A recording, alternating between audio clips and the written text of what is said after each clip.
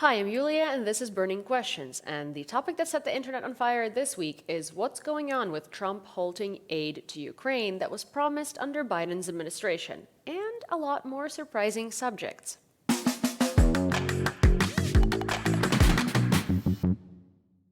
My name is Terrell J. I am an independent journalist in Ukraine. I have been in the country for more than 16 years. I also do political analysis of Ukraine's relationship with Europe and the rest of the world.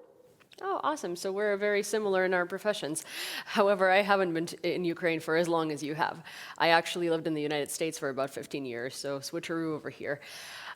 Speaking of the United States, recently, we've all seen the politics of Donald Trump, which has reflected kind of halting weapons deliveries to Ukraine, finding excuses as to why not sign new memorandums and new agreements. And recently, or in the past 24 hours, the Trump administration came out and said that they're going to halt the deliveries of the previously agreed upon weapons, which include MLRS and very, very needed Patriot air defense systems and a whole bunch of other stuff that has been agreed upon under Biden administration. They're not going to be sending that to Ukraine anymore. So how do you see this situation, and how do you see the implications of this situation? It really should come to no surprise that the Trump administration has halted its, weapons aid to Ukraine that was agreed upon by the Biden administration for one simple reason. When compared to Israel and the Middle East and America's wider geosecurity priorities, Ukraine is not at the top of the list. In fact, it's somewhere in the middle or perhaps in the bottom, particularly with the Trump administration. They have always prided themselves of not starting wars or avoiding wars, even though that's not particularly true to history. But with the Trump administration, they have long viewed Ukraine as a drain on the American taxpayer. That's the way that he and Vice President J.D. Vance campaigned. And every dollar that they can squeeze from promised financial priorities to Ukraine, that's what they're going to do. Moreover, we also need to look at the fact that Trump has always viewed Putin as his friend. And he has always looked at Putin as someone who's misunderstood, as someone who really has not been given the respect that he deserves. Quite frankly, Trump and Putin are both authoritarian style leaders, and that he would indirectly or directly do things to appease Putin really is not surprising. It actually falls in line with typical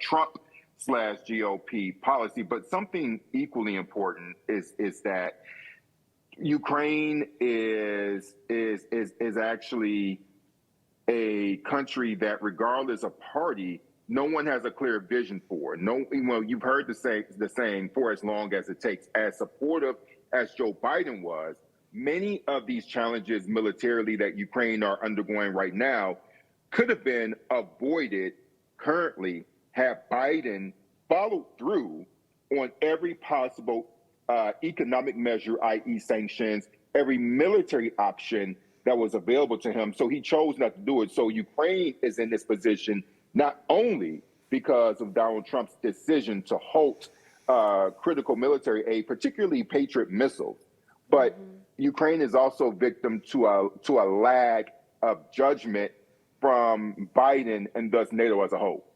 Yeah, it's a lack of urgency that we have observed both in North America and in Europe. However, European stances are changing rapidly right now. The problem is that we're 2 years too late, and Europe is absolutely underprepared to take on the leadership role in supplies and in intelligence and in helping Ukraine in general. What do you think the implications of this are going to be on Ukraine currently, especially the Patriot missiles, because we're definitely running out of those? Absolutely. So a lot of people don't understand that in general, there is a low supply of Patriot missiles just across the board in inventory. So they cost about $1 million to produce. $1 million just in their total costs. And as somebody who lives in Ukraine, I'm in the Carpathian Mountains right now, but I live in Ukraine. I'm sorry, not Ukraine, but in Kyiv. And I know very well the sound of the Shahed drones, and I know very well the sound of the 50 millimeter guns that are positioned up into the sky to shoot them down.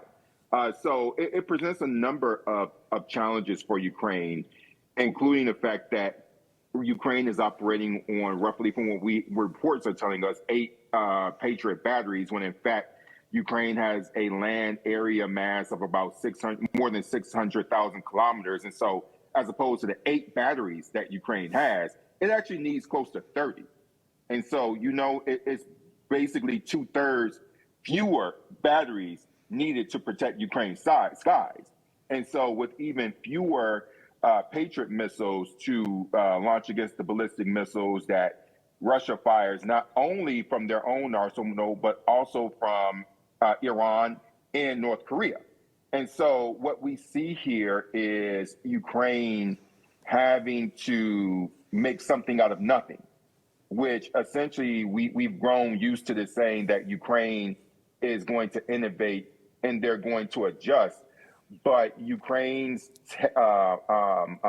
innovation is really going to be put to the test with fewer resources that they have. And so that I foresee more fatalities of civilians, because many of the ballistic missile strikes are going towards civilian targets. The potential for outages.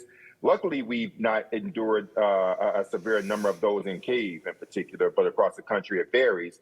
And so it's just more fatalities, more deaths that could be avoided had the United States and Europe collectively been prepared and been put on a war economy like Russia is. And that's a very key thing. America and Europe, generally speaking, are not on wartime economies, unlike Russia and North Korea and Iran, that have fully bought into Russia's colonial conquest of killing as many Ukrainians as possible to submit them to Moscow's rule. I mean, yeah, it's not uncanny that they did that. I do think that the conflict between Israel and Iran might put a strain on Russia's relationship with Iran and Iran's ability to help Russia now that they're kind of in a pickle themselves and need to defend themselves. So to a degree, I guess, to a degree, this is really bad for Ukraine because it distracts from Ukraine and obviously it gives Trump a lot of excuses to further abandon us. But also at the same time, it's very interesting in terms of how this is going to play out with the Iran-Russia relationship, especially now that Iran sees that Russia is not going to bail Iran out. As in, Russia is only an ally. Yeah. Yeah, Russia is only an ally until it's required of Russia to actually show up. And we're seeing this situation with Azerbaijan happening right now between Russia and Azerbaijan and the tensions rising. And Turkey is very mixed into that. So I'm curious as to how all of these geopolitical forces are going to affect Russia's ability to conduct further war. Because if Turkey joins in on protecting Azerbaijan, or Turkey joins in on, let's say, spiting Russia, then Russia is severely disadvantaged in this situation.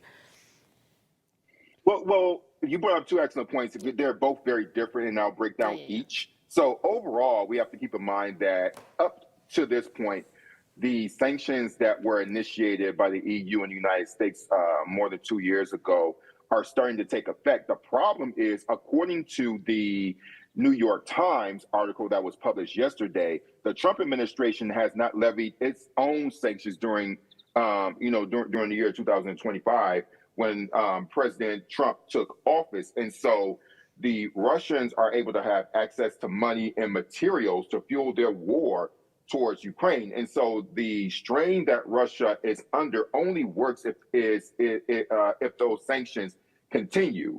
And if the United States is doing things like disbanding kleptocracy task forces, which are designed to go after the assets of Russian oligarchs, right, who are sanctioned.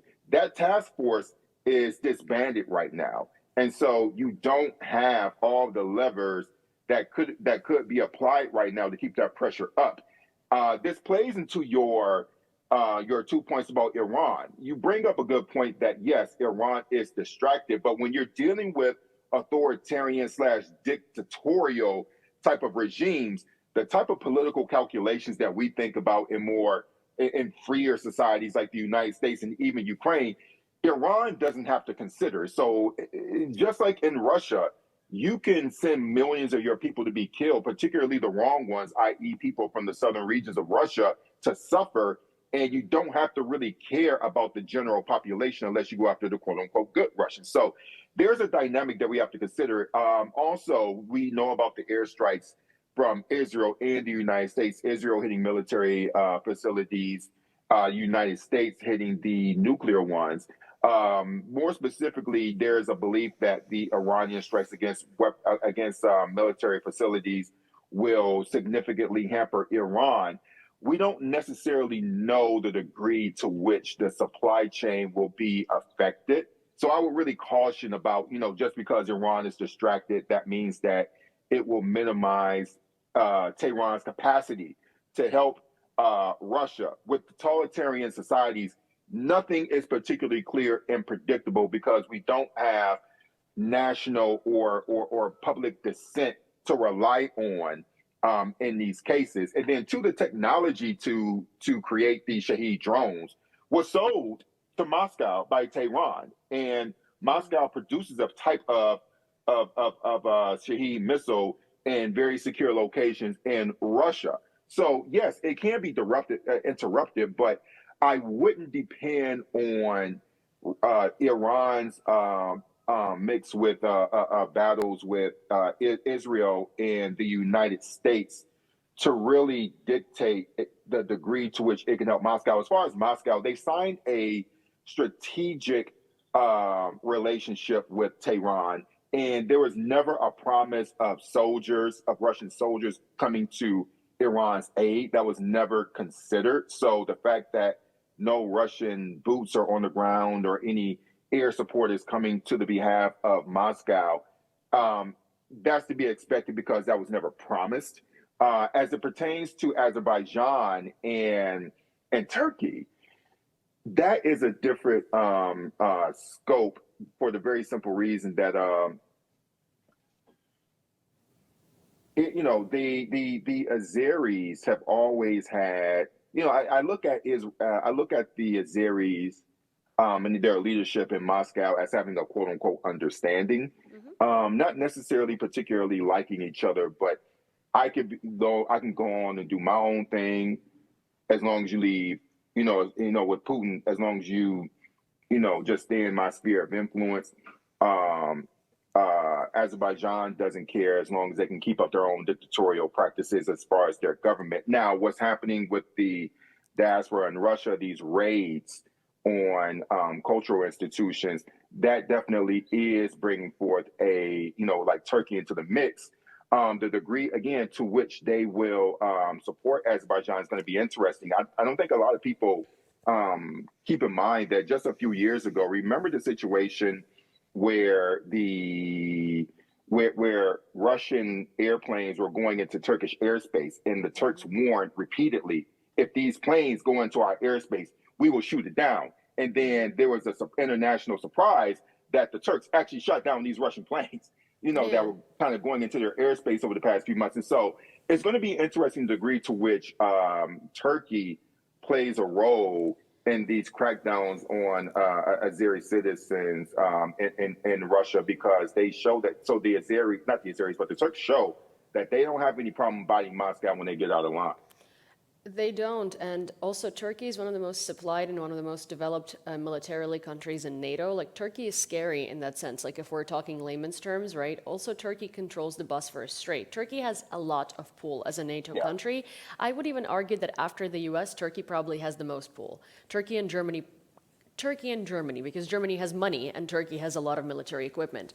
Now, Turks and Azerbaijan. And geography. Yeah, they're very lucky in that sense, which is also a reason why they're in NATO. Meanwhile, they're not necessarily a democracy themselves either, right? There is a lot going on there that isn't, that doesn't apply. But we know why though. But we know why they're in NATO as opposed to the EU, which is a whole nother conversation. But that's a good distinction to make a point of. Yeah. Well, I mean, they're in NATO because it's better to have Turkey under your belt and in your cohort than Turkey against you. And again, they don't play around. Turkey and Azerbaijan have a very brotherly relationship, and I don't mean that in the same way as Russia tries to, impose their brothership or siblingship onto It's Ukraine. actually genuine. It's genuine, yeah. They do consider themselves one people, two countries, which is very interesting because Turkey will never let anyone hurt Azerbaijan. Now, the Azerbaijan-Russia tension started with Russia shooting down that Azeri plane over Grozny last year.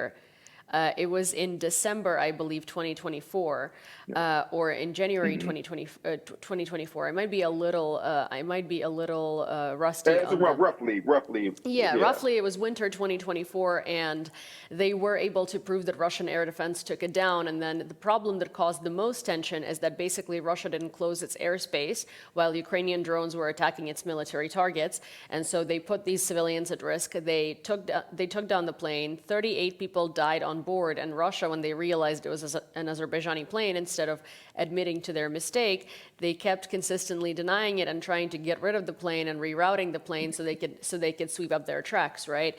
So that tension started there. Then the recent events in the past week with Russia doing raids in Moscow and arresting Azerbaijani citizens or Azerbaijani nationals. Then Azerbaijan arrested a Russian TV company, Sputnik, and most of their employees. And their original, I guess, reasoning was that they were operating with illegal costs, and now they're accusing them of being Russian spies from the FSB, which that's a very likely scenario because that's what Russian propaganda channels do. Yeah. So there is that tension heating up there. And you pointed out very well that Russia and Azerbaijan always had a relationship of convenience. But what interests me at the moment is that Azerbaijan is actually very rapidly growing as a rich and prosperous country because of the gas and oil. And they do have the capacity of becoming the next gas station, right? The reason why they never have is because Russia already had all of these routes, Russia already had all of these connections, and Russia was dominating over them. Now Russia has all these sanctions, and Europe is trying to actively move away from Russia. So it's actually not in Azerbaijan's interest to stay in Russia's sphere of influence to begin with. While they were maintaining kind of like a relationship of convenience, an okay relationship, it made sense because they were staying in line. Now it doesn't, because they don't necessarily have to, and they would be missing out on a lot of opportunities if they didn't offer Europe a regeneration to their gas and oil, and to build new pipelines and stuff like that.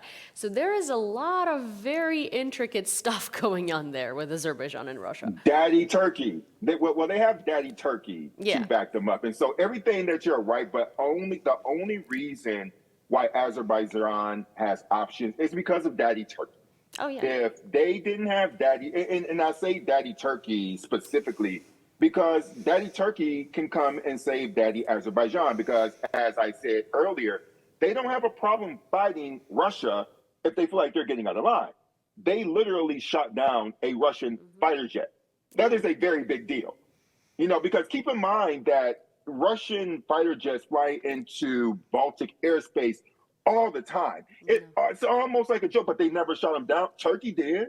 Yeah. So we know that they don't have a problem. Like if you want a problem with us, we will give you one, right? And so and do I believe that Azerbaijan and not Azerbaijan, but Turkey will defend Azerbaijan in order to make a greater point that hey, you can't mess with them? Oh, I absolutely believe that they would, and so.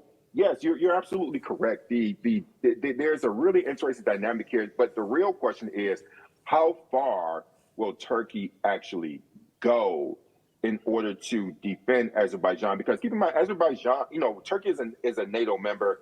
Azerbaijan is not. So we're going to see the type of independence that individual countries like Turkey has, a powerful NATO country like Turkey has. And if this becomes bigger, goes beyond Azerbaijan and Turkey and Russia responds militarily, how will the rest of Turkey respond? So it absolutely is a great development. But finally to your last point about Azerbaijan having options, they absolutely do. And what's really saving effort in the name of the Azeri president evades me, just like I know his name. It's at the tip of my tongue.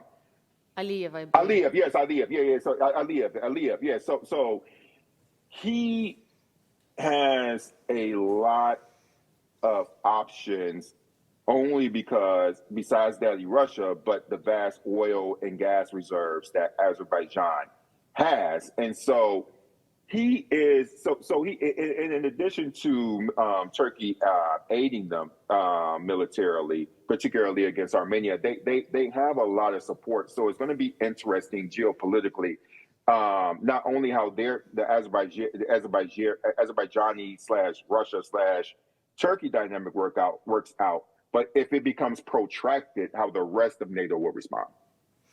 Yeah, exactly. But I am very interested. I'm monitoring that situation very closely because I do wonder what Turkey's reaction would be if Russia tried to put Azerbaijan in their place, because that's what it seems is happening. Russia is trying to give Azerbaijan a nod that, hey, like, know your place. And I do wonder what Turkey's reaction is going to be, and I do wonder how they're going to step in, because so far they have stepped in every single time. And the way that I tie Ukraine into it, right, is that obviously neither Turkey nor Azerbaijan want to go to any sort of military conflicts towards Russia. But what Turkey does have is pull in NATO. And if Russia is getting out of line and Russia is doing something to harm their brother, then Turkey might be pulling for a lot more things for Ukraine, sort of as like a, as a, I don't have a better way to say it, so pardon my French, as a fuck you to Russia. That could potentially work because that again is interesting. You know, when I think about the pull that Turkey has, I think about Turkey closing off its airspace during the Second Iraq War, when George Bush invaded, and we all know that the vast majority of NATO countries rightfully did not join George W. Bush's coalition to invade Iran. And one of the real tough moves, like the hardcore moves that Turkey did, was saying, you're not going to use our airspace, you're not going to use our territory to launch this invasion. And there was nothing that the United States, the most powerful NATO nation, could do about it, right? And Yeah. so Turkey is in a position where they can come to the table and say, you know what, you need to do this for us, you need to do that for us, you need to do this for us. And NATO, including the United States, has to listen for the very simple reason is that Turkey has a military supremacy going into the Middle East that the United States desperately needs, and the United States, regardless of administration, has to appease them to some degree, albeit not necessarily to a full degree, but to a significant degree in order to make Turkey happy. Yeah, for sure. I mean, Turkey is a major player, and it's interesting because, like, they're kind of an underdog, right? Because until the full-scale invasion of Ukraine, no one really talked about Turkey, and no one really, and I mean by no one as in, by no one, I mean, yes, sure, Yeah. experts did, obviously. There is an understanding there, but as in, like, the We're a vast small majority. community of people. Yeah, the vast majority of people had no clue. Maybe they knew about all-inclusive resorts, but Turkey is quite big, Right. and Turkey has a lot of, Turkey has a lot of strings that it can pull. Well, do you think that tide with the Trump administration can change in terms of Ukraine? And if so, what would be the steps? And I know it's such a hard thing to answer right now because as someone who's lived in the US to begin with, I'm kind of watching, the alligator Alcatraz being built and and thinking, maybe we're far gone, but humor me. I wish I could humor you, but I don't see anything particularly changing. Look, the way that the Trump campaign talked about Ukraine was, I felt it was pretty denigrating of Ukrainians. Just Yeah. first of all, the way that the Trump campaign talked about Ukrainians as essentially being freeloaders. The Donald Trump Jr. called Ukrainians the international welfare queens. And for those who are not familiar with the term welfare queen, it was a term that President Ronald Reagan popularized during his first run for the presidency in 1976. And this term referred to Black people primarily, the stereotypical Black person who was on welfare, living off of the government hog. The woman, the Black woman, particularly because it was racialized, first of all, and this Black woman in the ghetto has a fur coat and she drives around town in a Cadillac, using government dollars to live her luxurious lifestyle.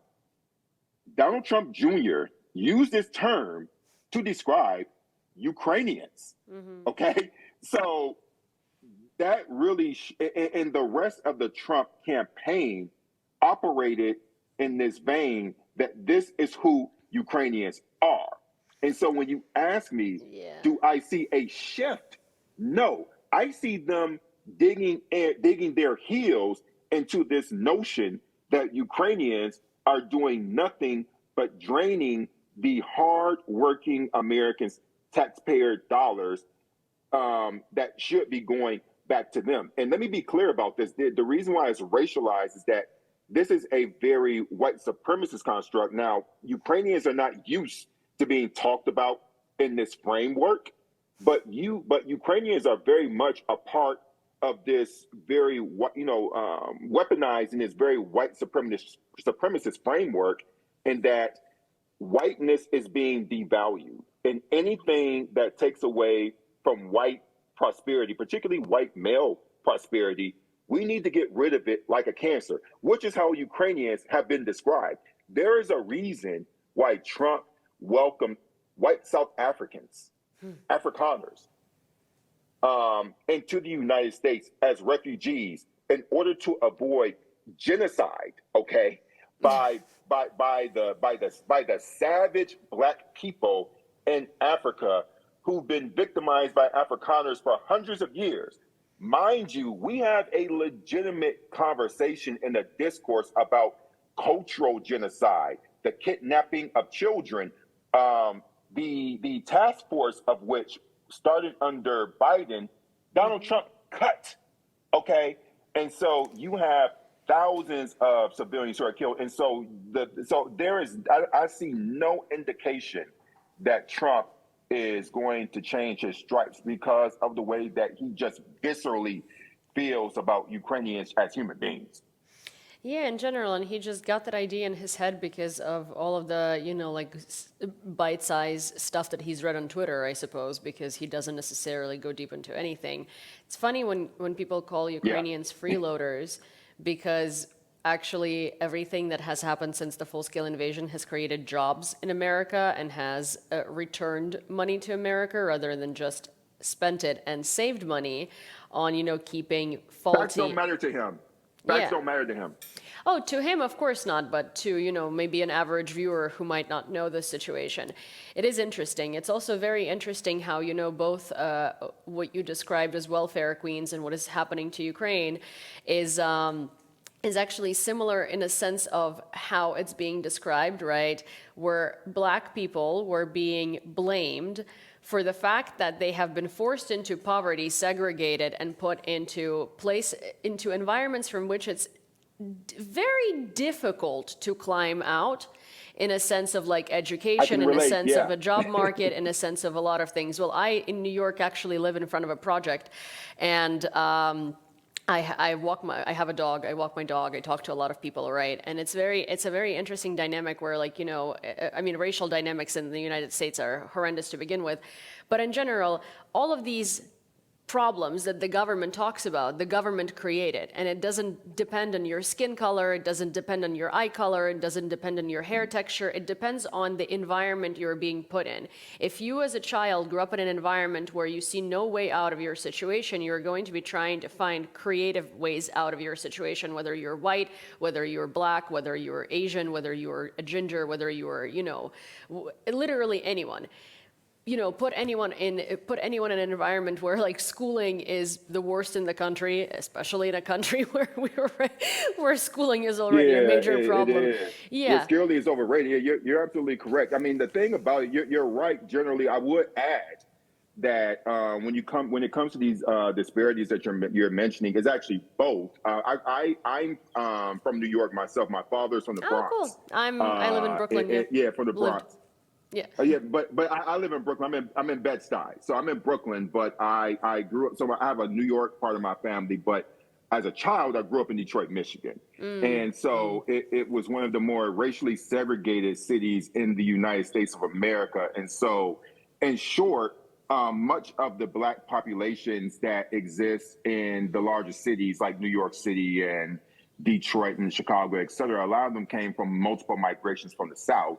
And so a lot of the racial disparity, a lot of the disparities that you're talking about were definitely a product of racist urban planning and were race specific. So it's race and it's economics. But I think going to your larger point when we're talking about Ukraine is that I don't think people really appreciate how Ukraine is being absorbed and weaponized into Donald Trump's and MAGA's larger white Yeah. supremacist talking points, right? Yeah. Because they Yeah. are. And the bottom line, you're right. And the thing about it is that this is really what I specialize in, is kind of drawing these parallels to Yeah. help people make sense and to see connections where we don't ordinarily see them. And so when I brought up the South Africans who were brought here, they were able to be weaponized against South Africa for having a lot of, for a lot of instances, for connection to Elon Musk, first of all, because his family were Afrikaners themselves, which is a whole nother conversation.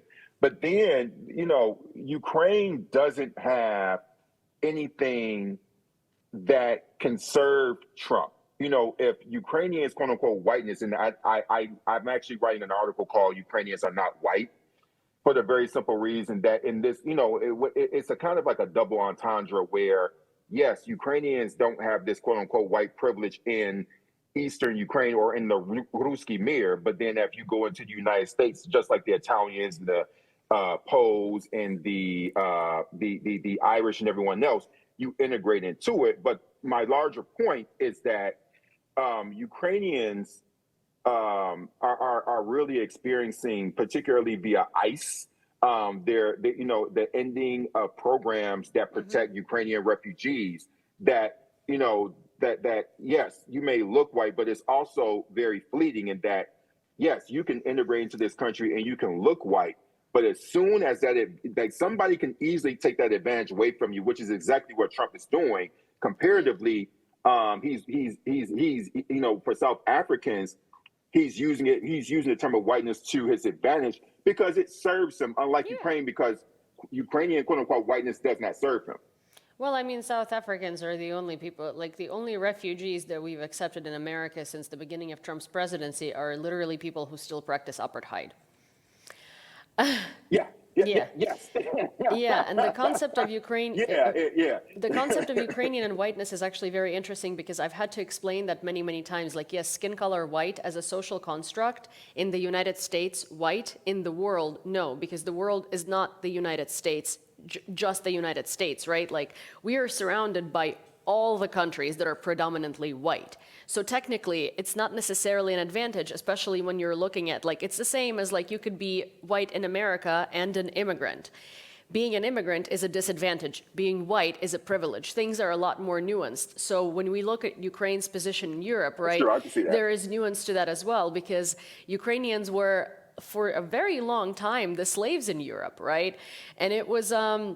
the kripatstvo was serfdom, I get it. was a different. Well, I wouldn't call it slavery. I'll say it's servitude, so servants, right? But in a sense where it was very similar to slavery in the United States, in a sense that we weren't kidnapped from our native countries and placed somewhere else, but we would be serving people who came to our land, for instance, right? And there are a lot of dynamics at play here that do not grant us the white privilege in the country of Ukraine as a country as a whole. But sure, if we do go to... Oh, that's true, 100%. That's true, yeah. But if we go to the United States, No, sure. it's never. Yeah. Yeah, sure. Walking down the street, of course, we're going to have that privilege. But the point is that 45 million people are not going to move to the United States, nor should they, right? So it's kind of pointless to talk about the white privilege Ukrainians, a couple 100,000 Ukrainians have in the U.S., while the main concern here is the 45 million that are here, right? And the war that's happening Well, here. more under 30 now. Under 30 now, Yeah. given the demographic shifts. Yeah. Yeah. Unfortunately. Unfortunately, yeah. For sure. Well, I mean, there are a lot living in Poland, a lot living in Germany, a lot living abroad in the millions, and hopefully maybe they will come back at some point. But it's a very sad reality, you know, as someone who's studied Ukrainian history since basically since I remember how to talk, every single century there is less and less Ukrainians, and not because our birth rates are suffering, but because there is Russia executing its killing sprees. Well, Yeah, that's true. And so, you know, I was speaking to a human rights activist. His name is Maxime, and I forgot his last name, but he was in Russian captivity for more than 2 years, and he deals a lot with asylum seekers in Ukraine. One of the demographic challenges that Ukraine is going to be dealing with is going to be labor, and also demographers. Like at some point, the birth rate wasn't an issue, but now it is for all yeah, these complex issues of the fact that there's so many people who are gone, yeah, right? And the fact that there is an ongoing war. Even though people are having children, we're talking more about the rates at which you can maintain as a country of this land size and yeah, its economic needs, et cetera. So, you know, living here, you know, this country is full of pensioners. First of all, older people, and then you have folks who suffered permanent injuries as a result of fighting in the war. yeah, And so this state is going to be it's a major welfare state where a lot of people are going to have to rely on the government for some type of support. And yeah, in exchange for that, you know, this country is going to need immigration. And yeah, we talk about immigration in the United States, and you know, also Germany is one of those other countries that needs immigration for different reasons, but part because their population is old. But Ukraine is going to need a lot of immigrants, and many of these immigrants will have to come from countries like you know, and on the continent of Africa, where you have the youngest populations in the world. yeah, Asia, you know, they're going to need that. And so, you know, so this world, we're dealing with these far right, resistant societies to immigration. But the biggest irony is that all of our societies, to some degree, are aging, and and need you're going to immigration. need these immigrants that you hate. Yeah. Yeah, for sure. I mean, looking at Ukraine right now, there is already little immigration happening, right? Like when I moved out of Ukraine in 2010-11, we had a completely homogenous society. Like I cannot tell you if I've ever met a person of color or a person who was from a different country in Ukraine. But then when I moved back last year, that's changed, and it's changing slowly but surely. And it's very, I mean, for me, it's a great thing to observe because honestly, after New York, it's just like walking around the streets and seeing everyone who's white is very strange. And also hearing just one language is also very strange. But it's good and it's evolving. And I really do hope that when, you know, when the war ends or people are going to start moving here. And, you know, I think that the government understands how much immigration they will need because they recently came out with the bill, they recently approved the bill for the dual citizenship finally, right? So now people can become Ukrainian citizens and keep their own citizenship. So that's They're going to need it. They're going to need it. yeah, Look, I think both of us know it's going to be impossible for Ukraine to rebuild without significant yeah. immigration. I am going to be doing a talk at the Lviv Tech, like a Lviv Tech conference in September. From what I've IT been told, arena. it's the largest tech conference. Yeah. So I'm going to be doing a keynote speech there for 40 minutes. And they have asked me to talk about diversity.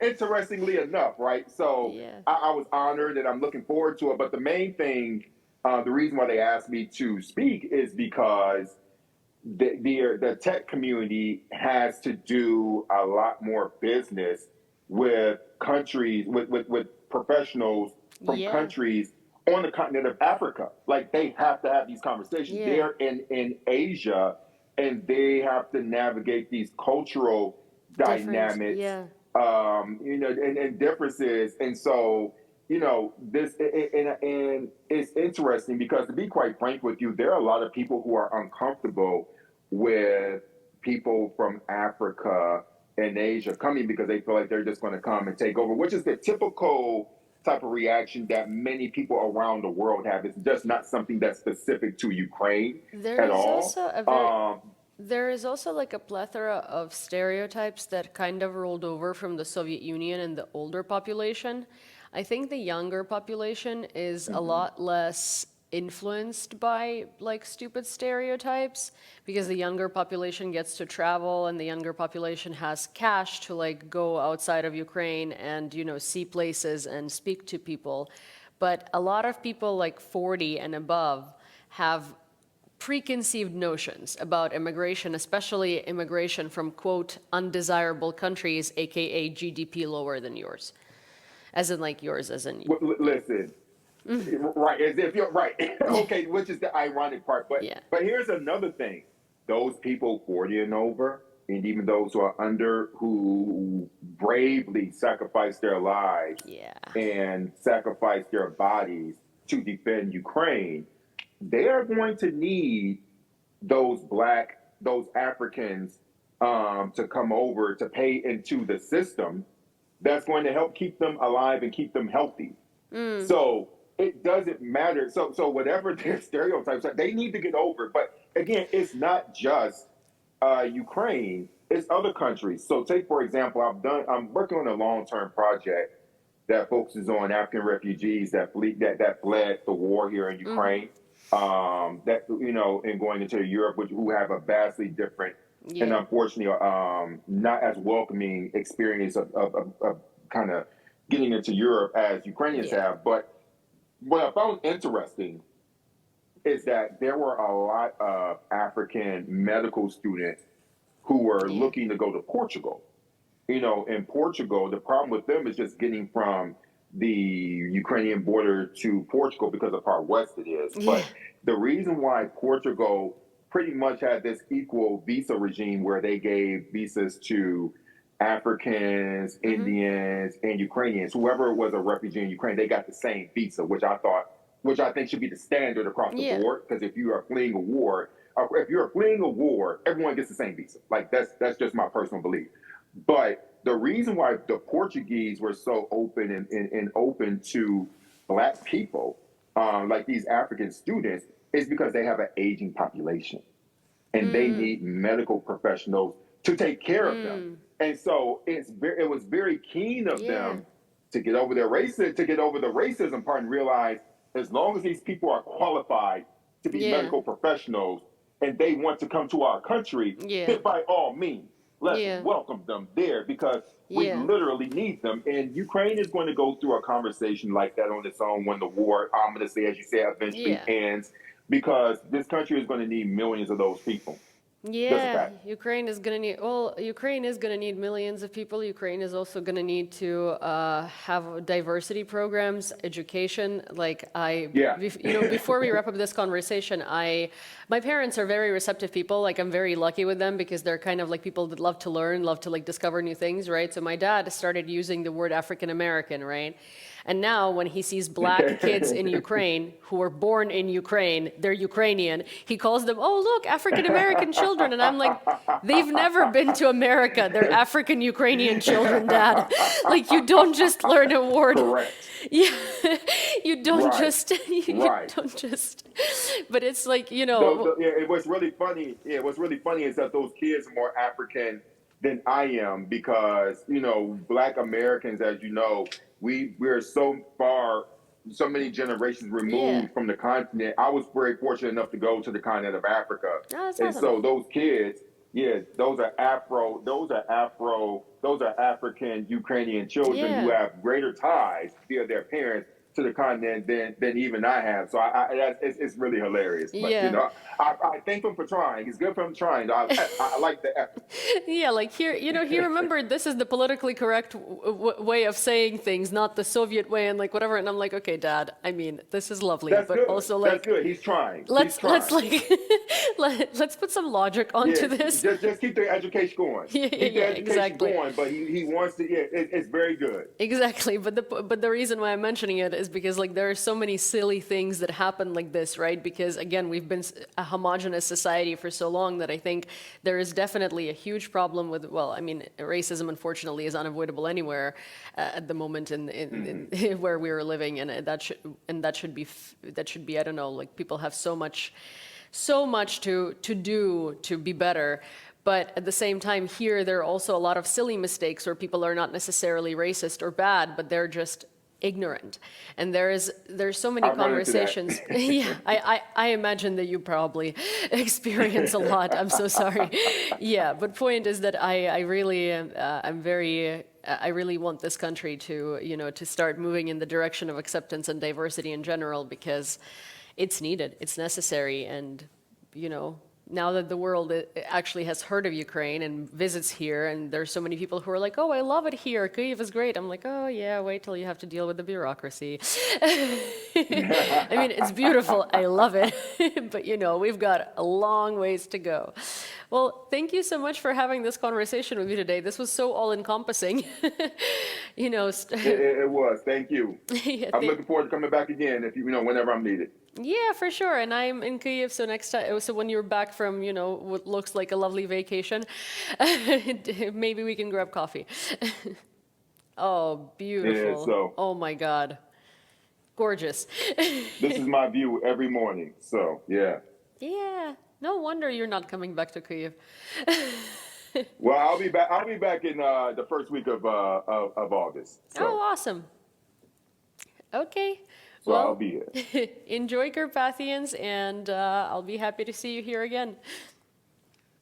Absolutely. Thank you. You have a good one. You as well. Well, if you enjoyed this conversation as much as I did, and I thoroughly enjoyed this one, it was so all-encompassing and there was so much going on, and I think we have talked about so many interesting subjects. Please do subscribe to this channel and turn on all of your notifications. Also, send this video to a friend, because honestly, if I were to ask you to send one of the videos from this channel, it would be this one. It's very interesting and it covers a lot. Also, like this video, and of course, leave me all of your thoughts and questions and suggestions, because I'm very interested in reading them. See you next time.